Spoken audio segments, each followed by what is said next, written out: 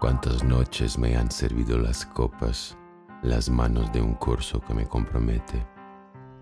Me hacía beber de sus ojos y de su mano, y era embriaguez sobre embriaguez, pasión sobre pasión. Yo tomaba los besos de sus mejillas y mollaba mis labios en su boca, ambas más dulces que la miel.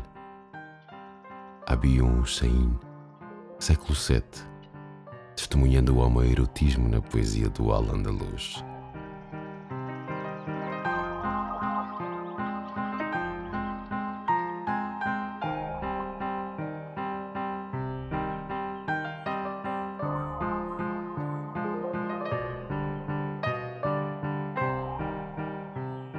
Nessa Lisboa de 600 há quem relate, por entre as pantominas e espetáculos de rua, a curiosa dança dos fanchonos.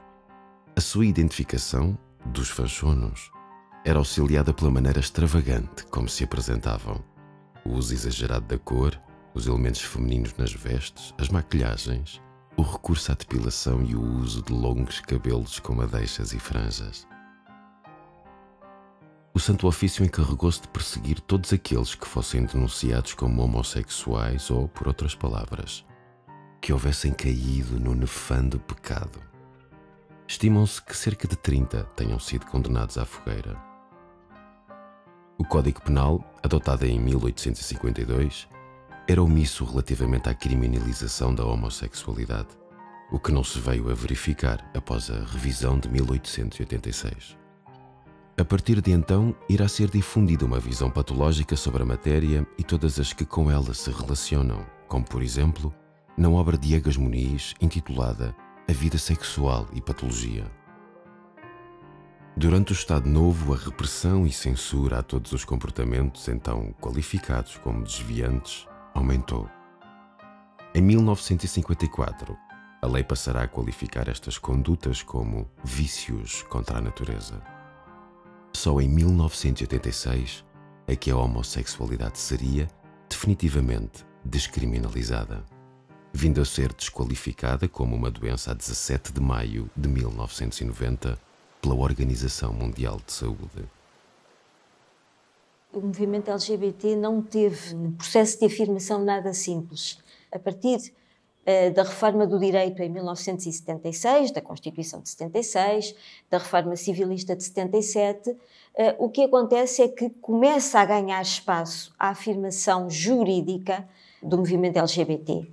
A lei, ela encerra um sentimento pedagógico muito importante na sociedade. É um trigger para a mudança de mentalidades e normaliza muitas questões. A descriminalização da homossexualidade em Portugal, que aconteceu depois do 25 de Abril, e para muitas pessoas continuam a acreditar que em 74 houve uma libertação da sociedade, não é verdade. Continua a ser crime punível com pena de prisão em Portugal ser-se homossexual.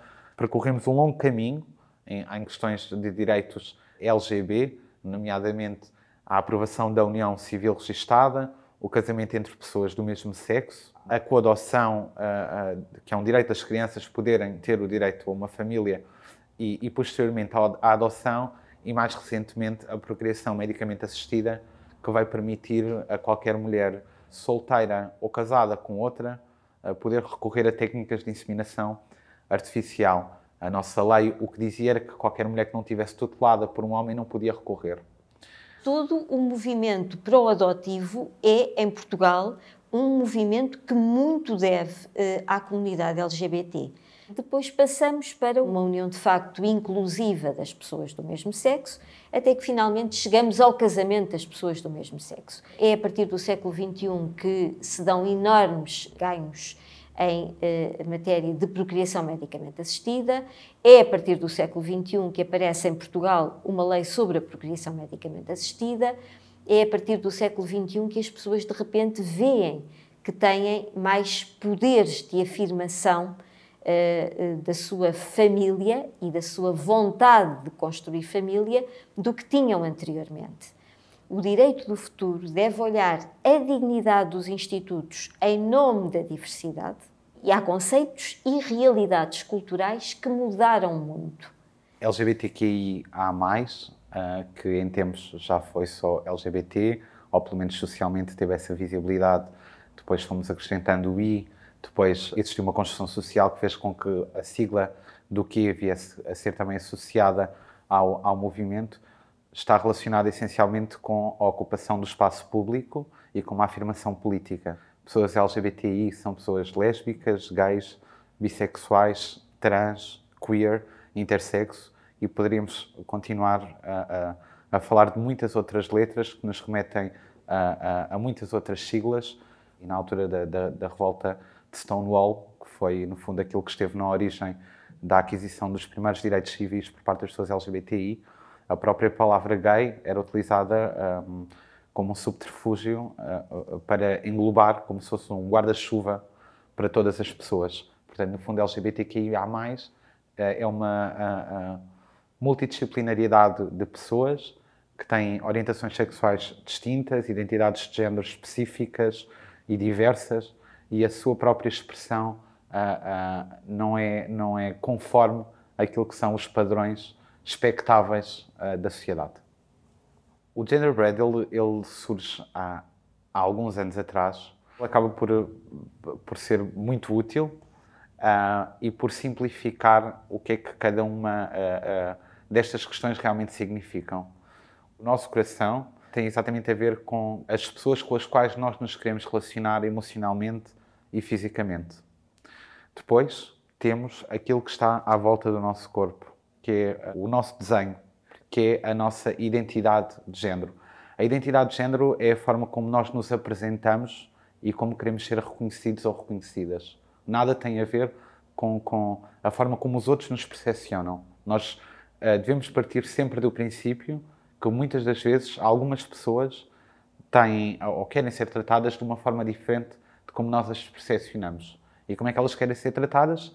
Algumas no masculino, algumas no feminino, outras de forma neutral. A expressão de género tem muita relação com a forma como nós nos vestimos, com aquilo que calçamos e que de alguma forma condiciona também como é que a sociedade nos percepciona e, consequentemente, como é que nos trata.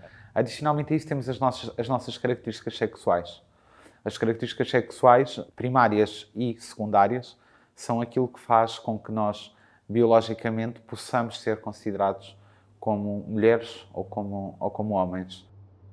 Foi Simone de Beauvoir quem, na sua obra O Segundo Sexo, de 1959, veio apresentar pela primeira vez uma visão diferenciada entre os conceitos de sexo e género, autonomizando, desse modo, o caráter biológico da construção social.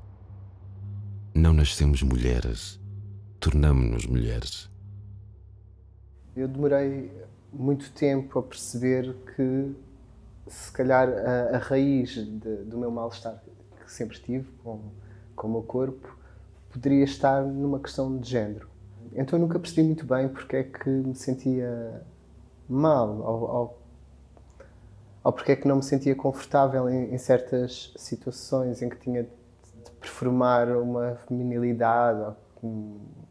Era muito desagradável para mim, mas também nunca me passou pela cabeça dizer, olha, eu sou um rapaz. Porque eu não sabia sequer que era possível, não tinha modelos, não conhecia essa possibilidade de uma pessoa nascer num corpo que não é aquele em que se sente bem, ou aquele que pode expressar melhor, ou que pode potenciar mais. Há muitos elementos aqui que fazem parte da travessia. A travessia faz-se num barco com muita carga, e uma dessa carga é aquilo que vem de trás da nossa história. Uma transição, para já, nunca começou num homem puro e vai para uma mulher pura, não é? Porque isso simplesmente é um disparate. E acontece até onde a pessoa se sente ela e não até onde a pessoa se sente uma mulher ou um homem. Comecei a transição já aos 37, já tinha uma vida inteira para trás. E penso muito, o que é que eu agora faço com isto que aqui está? Somos convidados a nascer de novo. Eu senti isso. Voltar a fazer e a fazer agora de uma maneira que me é mais confortável. Cerca de 10% das pessoas LGBTQIA+, inquiridas, referiu ter sido alvo de algum tipo de ataque físico ou sexual nos últimos 5 anos. Com particular destaque pela negativa, para as pessoas trans e para as pessoas intersexo, com percentuais ainda mais elevados de vitimização, respectivamente 17% e 22%. De entre as situações de violência física ou sexual, só 14% foram denunciadas às autoridades policiais. 38% das pessoas LGBTQIA+ inquiridas relatou ter sido vítima de assédio no ano anterior ao da realização do inquérito. Mais uma vez, as pessoas trans, 48%, e as pessoas intersexo, 42%, reportaram níveis mais elevados de assédio experienciado. Apenas 4% das situações de assédio foram reportadas às autoridades policiais. De entre os motivos para a não denúncia das experiências pessoais de violência, destaca-se o receio de reações homofóbicas e/ou transfóbicas por parte das autoridades competentes. A discriminação tem muito a ver com os conceitos que a sociedade, de alguma forma, desenhou em termos de construções sociais para aquilo que é ser-se homem e para aquilo que é ser-se mulher, que mistura identidades de género com orientações sexuais, com expectativas e que, quando vê que de alguma forma é colocada em causa a expectativa que tem sobre como é que um homem se deve comportar, como é que uma mulher se deve comportar, então o seu instinto mais primitivo é violentar, é agredir, é atacar, é chamar nomes. O género é algo estruturante na nossa sociedade ainda. Quando as pessoas sentem que há uma diferença muito grande entre homens e mulheres, qualquer movimento que ameace essa polaridade é um movimento perigoso. Nós sabemos que de cada vez que uma pessoa trans se afirma como tal, sofre grandes dificuldades. É compreensível que numa sociedade que não debate esta matéria, que ainda não a aculturou, estas pessoas sofram dramas pessoais que depois não têm uma correspondência numa narrativa social e num apoio correspectivo. E daí os suicídios que continuam a verificar-se nestas situações. Quando a Gisberta morreu, e para quem não está familiarizado, a Gisberta era uma mulher trans, seropositiva, brasileira, sem abrigo, toxicodependente, que morreu afogada num poço depois de ter sido torturada durante 3 dias por um grupo de jovens que estavam institucionalizados à guarda do Estado. E na sentença em julgado pode ler-se que existe uma morte por afogamento e nenhum destes jovens teve uma pena de prisão efetiva. Nós não podemos dissociar todos estes movimentos de realidades ou de estratégias também jurídicas de apoio social.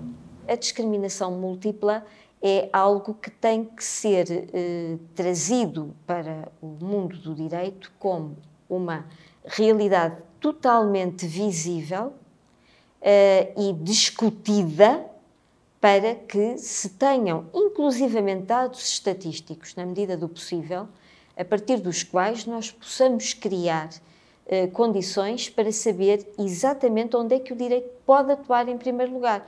Nós somos animais sociais, gregários. O ser humano funciona em sociedade. E há uma necessidade de pertença muito grande. E todos aqueles, se pensarmos desde a antiguidade, desde a pré-história até, aqueles que eram abandonados pela tribo e pelo grupo, dificilmente iam poder sobreviver. E isso está no nosso ADN, não é? Esse medo de rejeição, medo de não pertencer ao grupo, medo de ser diferente e rejeitado. E isso é um medo tão grande. Porquê? Porque pode significar a nossa morte. Mas demorei muito tempo para mim próprio a conseguir dizer... Era até uma questão de pudor, não é? Dizer, eu sou um homem. Porque eu olhava ao espelho e por isso percebo que seja difícil para muitas pessoas lidar com esta questão das pessoas trans. É porque nós confiamos nos nossos sentidos. Nós confiamos no mundo que nós vemos, no mundo que nós ouvimos. E quando aquela pessoa nos diz que é algo que não é o que nós estamos a ver, é um sentimento como se estivéssemos a enlouquecer, não é? Eu percebo, é estranho. Mas agora, sabendo, conhecendo a minha história, eu tenho que pedir às pessoas para confiarem naquilo que as pessoas dizem que são. A grande questão da identidade é que ela não pode ser escondida. Porque a nossa identidade é aquilo que nós mostramos, é a nossa cara, é o nosso nome, é o nosso género, é aquilo que nos faz ser reconhecidos à partida. Então não há maneira, nós podemos esconder uma orientação de género se for para nós desconfortável durante algum tempo, ou até a vida toda, há quem esconda a vida toda, mas a identidade é aquilo que nos apresenta, então nós não podemos esconder isso, não é? É uma coisa que é a nossa cara. Apesar das várias alterações legislativas registadas nas últimas décadas, no que diz respeito aos direitos das pessoas LGBTQIA+, no contexto global, a opinião pública e o progresso nesta matéria encontra bastantes assimetrias, tendo em conta as diferentes geografias do globo e a sua abertura política, religiosa, cultural e o seu desenvolvimento socioeconómico. A Europa Ocidental, o Canadá e a Austrália são algumas das regiões e países com melhores indicadores. No início é preciso uma certa coragem para sair à rua perfumando um género que não é aquele que as pessoas identificam à partida. E para mim, apesar de tudo, para um homem trans isso é mais fácil, porque uma mulher ou alguém do género feminino pode usar com a maior liberdade uma roupa masculina sem que haja muitos problemas. As pessoas às tantas se calhar identificam aquilo com uma orientação sexual que não será, mas à partida identificam, mas não há muito mais perigo. Uma mulher trans que no início da transição calça uns sapatos e um vestido e tudo, há ali perigos maiores e perigos grandes mesmo. Veste-se de manhã e já está difícil. Dizer às pessoas que conhece, olha, a partir de agora o meu nome é este, já não é aquele, perigo. É perigoso, ouvem-se coisas horríveis, ouve-se pessoas que dizem, não, para mim vais ser sempre aquela pessoa, porque eu já te conheço há muito tempo e eu sei quem tu és. É sempre ofensivo que alguém nos venha dizer o que é que nós somos, achando que sabe melhor isso do que nós próprios sabemos. Outras dificuldades, mudar documentos, falar com a família, falar com os pais. Há uma rejeição quase imediata. Na verdade, são poucos os pais que aceitam assim de caras. Todas as famílias têm planos para os filhos. Todas as famílias têm uma expectativa. Todas têm medo do que é que os avós vão pensar. Todas têm medo de se aquela pessoa vai sofrer, se vai ser injuriada, se vai ser massacrada, se vão chamar nomes na rua, se vai ser envergonhada, se não vai ter trabalho. Eu agradeço muito que pequenas coisas nos meus dias, naquela fase da vida, me tenham levado a esse entendimento de mim. E foi das coisas melhores que me aconteceu, porque é uma libertação enorme. Com esse ampliar de possibilidades sobre mim, sobre o meu corpo, foi como se passasse a ocupar a página toda, a página da minha vida. Eu ganhei dimensão. Eu às vezes atrevo-me a dizer que é preferível encontrar um movimento opinativo, até dissonante, pessoas que digam mal e pessoas que digam bem. Às vezes este debate, ou eu diria sempre este debate, é muito importante, porque é deste debate que nasce a consciência cívica, a consciência social e a consciência política. E não é possível a afirmação, do meu ponto de vista, destes movimentos sem uma fortíssima consciência cívica e política. Nós precisamos de uma sociedade civil mais musculada também e sobretudo nestas matérias, porque se essa sociedade civil não se afirma, a modernidade é sempre uma modernidade precária. Eu sinto que todas as pessoas trans que dão a cara como pessoas trans, na verdade basta andarem na rua. Estão a fazer ativismo, elas estão a abrir um espaço social para que os outros também possam entrar ali. E sempre que uma pessoa trans faz qualquer coisa, ou porque aparece na televisão, ou porque se mostra numa rede social, ou porque faz um trabalho público, na verdade estão a fazer aquilo que eu não tive a oportunidade de ter quando era jovem, que é mostrar que é possível e que existem. E isso é muito importante, abrir o espaço social a possibilidades de se ser diferentes daquelas que constituem as maiorias, na verdade, não é? Lei número 38 de 2018, de 7 de agosto. Lei da autodeterminação de género e expressão de género. Artigo 2. Proibição de discriminação.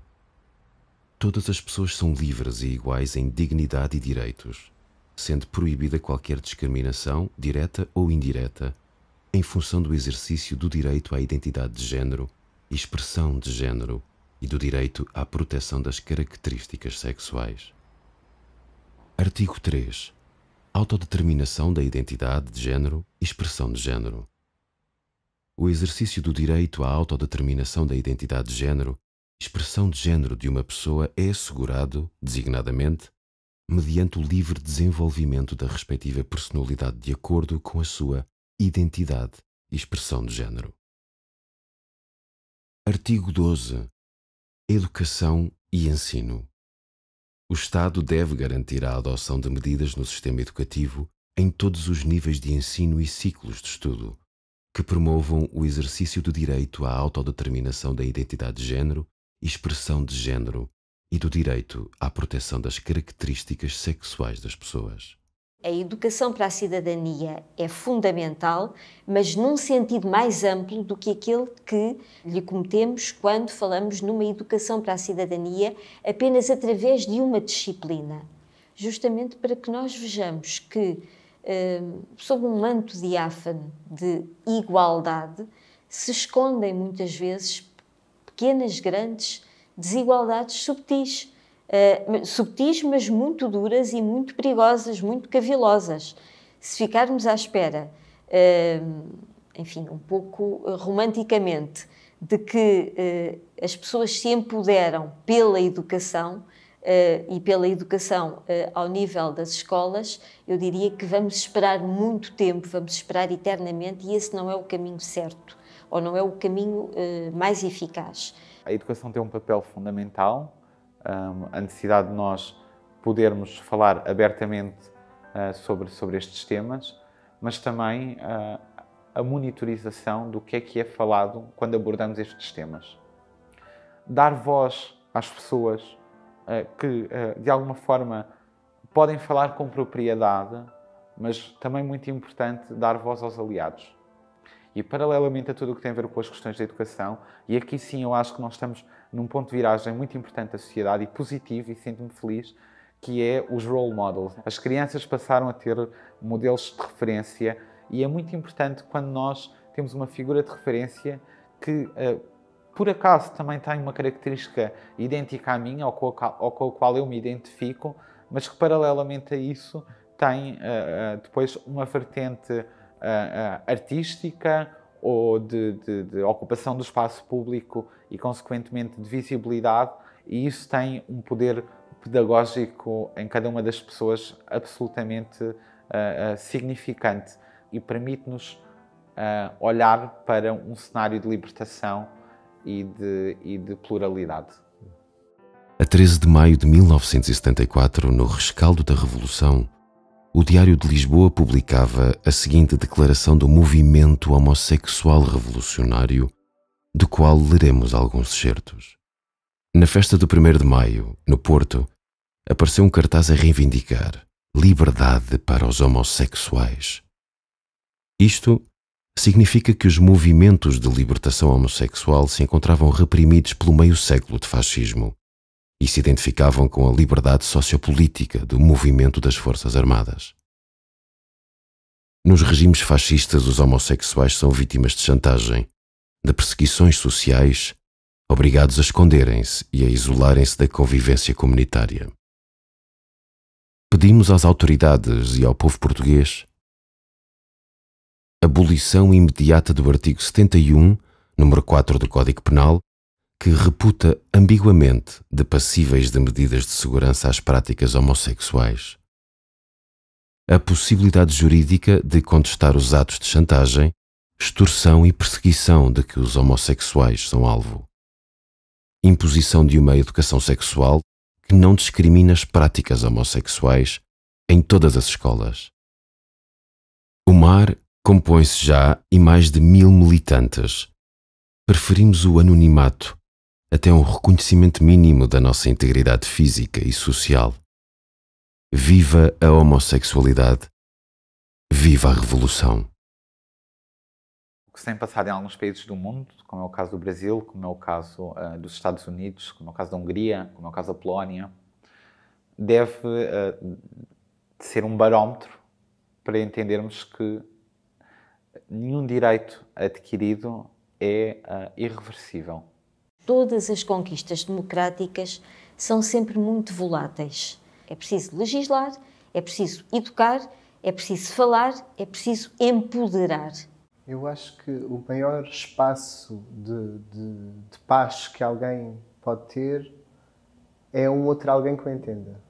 E ter alguém que gosta de nós e que nos aceita, não interessa como.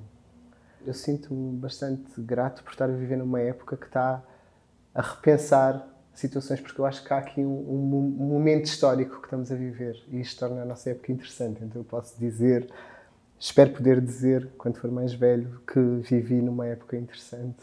E acho que se eu puder dizer isso, provavelmente vai ser muito sobre esta questão do género, que foi um tema que está a provocar uma mudança social e que está a fazer-nos pensar de outra maneira e que está a ampliar as nossas percepções do mundo.